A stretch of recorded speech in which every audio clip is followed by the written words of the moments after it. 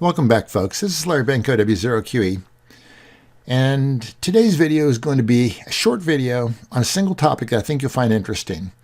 I received a comment recently about a graph I had shown in a very early video where I had lines that indicated the effects of each of these components, and he asked how I created it, and I looked for it and I couldn't find where I created it, so I thought about how to do it now. And SimSmith has changed since I did the early videos. It's pretty easy to do in SimSmith right now, and it shows a couple things in SimSmith that are quite interesting, plus it's kind of fun to play with. So hang on for about 5 minutes and we'll be done. The first thing we're going to do is start off with a blank SimSmith circuit. If your SimSmith circuit has lines and numbers in here that are darker or lighter than mine and you want them to be different, file preferences or file preferences here, change these numbers. If the line I draw in my circuit is darker or lighter than yours, or wider or narrower than yours, change this line multiplier a little bit.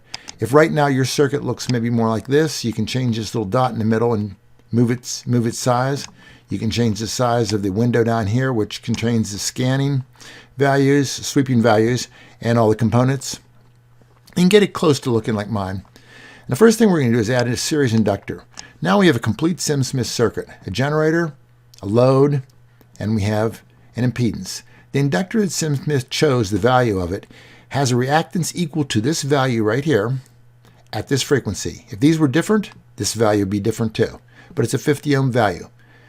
Now, this is a complete circuit. This is 1/4 of what the gentleman wanted to see. He wanted to see the effect also of a shunt inductor, a series capacitor, and a shunt capacitor also. Let's label this. A relatively new feature of SimSmith is the ability to put marks on, and now they can become text marks. So while if I put this marker right here, what I have is the impedance and the frequency for this point.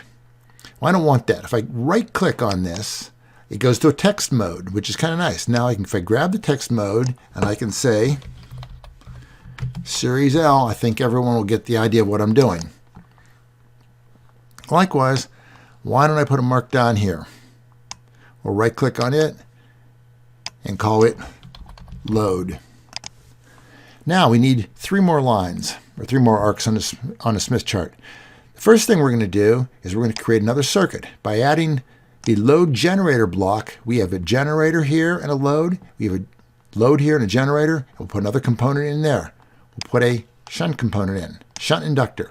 The shunt inductor has the same value as this inductor because it has 50 ohms of reactance at 10 megahertz.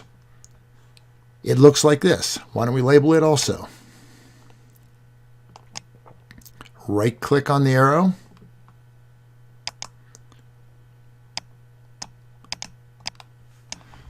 And call it Shunt L. Now, the circuit's getting pretty big, and if we increase the circuit much, it's going to decrease the size of our Smith chart. So let's drag the little circle there to the left, give us a little more room. Add another load generator block.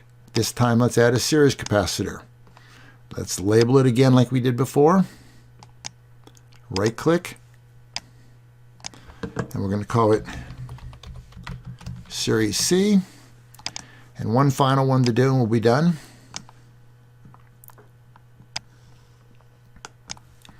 Again, let's make it a little bit smaller, or at least a little bit narrower. And we'll label this one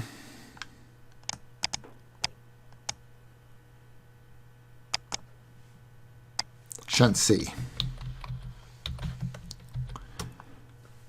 Now this looks pretty cool, except these 2 lines are both green. So let's take this one and change its color. I right-clicked on the component, color, and let's pick, say, red. Now I have 4 different colors and 4 different arcs that are shown. And this is the effect at 10 megahertz for these values. Now let's make the load value movable. If there was a single trace on here, I could just right-click on the load value and drag it around and we'd see the effect. But since there's 4 points that all terminate here, plus the marker, I really can't do that. But I can come over here. Let me right-click here and say, let's let this have a step size of 5 in a linear range. So if I go over here and I just click in this window and I start moving my mouse, I can change the effect of the resistive piece of the load. Let's do the reactive piece of the load too. Make it 5 also. And it's linear. We can make it geometric, we can make it linear, and we can set the size of linear. Now, a couple more things to do and we'll be completely done. The first thing let's do is let's look at the effect. Right here it looks like all these components with a 50 ohm reactance, they all have about the same effect on the load. Look what happens as we make the load small. Let's make the load go down to say 10 ohms. The effect of the shunt components is diminished. If they're going to be 50 ohm, these two components are going to have 50 ohms of reactance. They're in parallel with a 5 ohm load. That's not going to have much of a, they won't have much of an effect. The series components will have a much larger effect.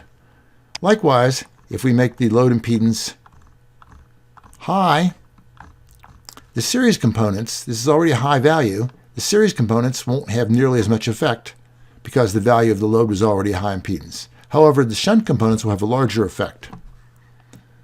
What happens if we have a reactive load, say 25? Now, we see the difference. The shunt inductor has less effect, it seems like, than the shunt C, and you can justify that to yourself. It makes sense, but it's kind of interesting as we move these points around, we see the effect that they all have. And I think that's kind of a cool feature in SimSmith. It's also kind of interesting. I just find it incredibly interesting that you're able to do this. It's an interesting thing to look at, and it's kind of fun to play with. And I hope you've enjoyed the video. There can be a lot more to it than just this, but just a simple example of what we can show, and it's kind of fun to do.